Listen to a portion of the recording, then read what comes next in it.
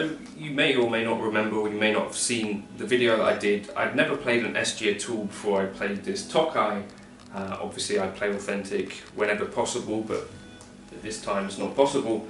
So this is a Tokai SG, but based on the 61 anyway, I believe, so pretty close to the feel of a real Gibson SG.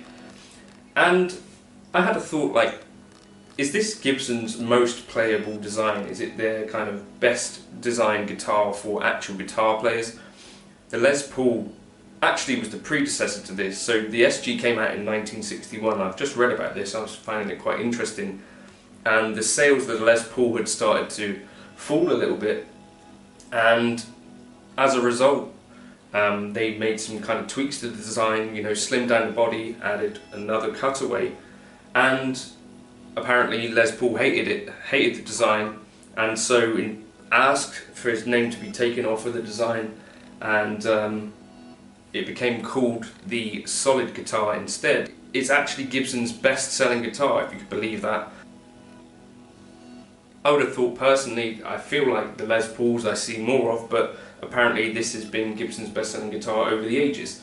So the things that I like about it, it's kind of lightweight feeling for a Gibson design. I mean, obviously this isn't a Gibson, but for the purposes of this video we'll talk about it as if it were.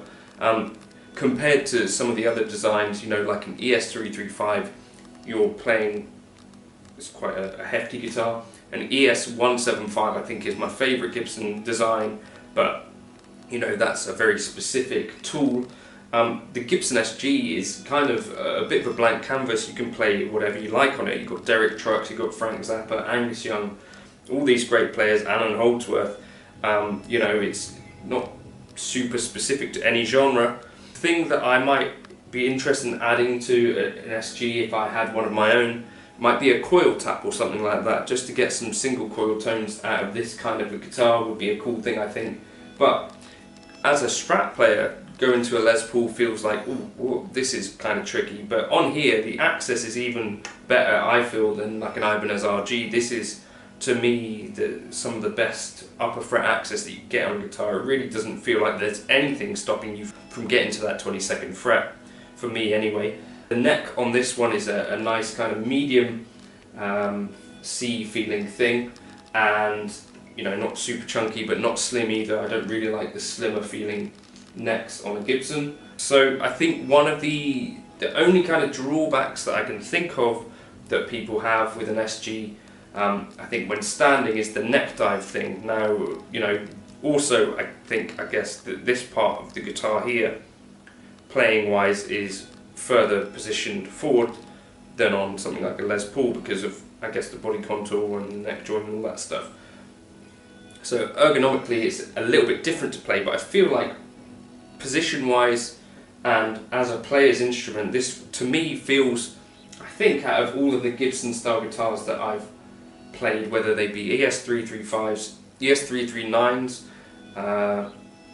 ES175, I've never played a Flying V, but I can't imagine that that's going to beat this. Let me know in the comments if you want to see me try and get hold of a Flying V. I think that could be quite fun.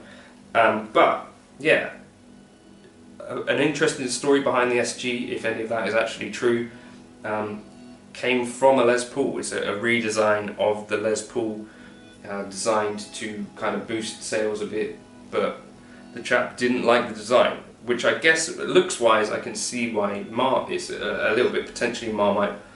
Not necessarily the type of guitar that you could see anyone necessarily playing loads of jazz on. I'm not sure that I've seen many jazz players playing an SG, not loads of them anyway.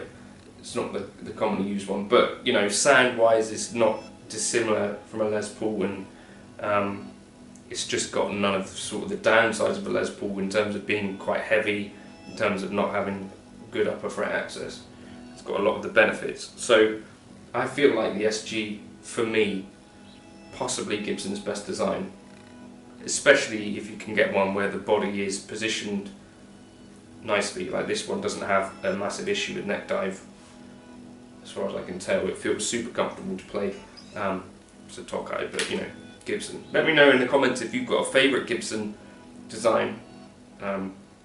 Let me know if there's anything about the SG thing that you don't get on with. I think like that positioning here is maybe one of those things. I guess these 4 knobs here are a little bit more close together than on a Les Paul, I feel like. But the switch being down here, I think I prefer to being up here. So yeah, there's a lot to like, I think, about the SG design, which I wasn't sure how I'd get on with one, having never played one until the ripe age of 32, but now that I've played one, I can kind of see what all the fuss is about. Thank you for stopping by. If that was at all vaguely interesting, little story there about Gibson SGs, let me know in the comments. The backing track and all that stuff go up on my Patreon if you want it. But yeah, SG. I kind of dig that as a guitar design.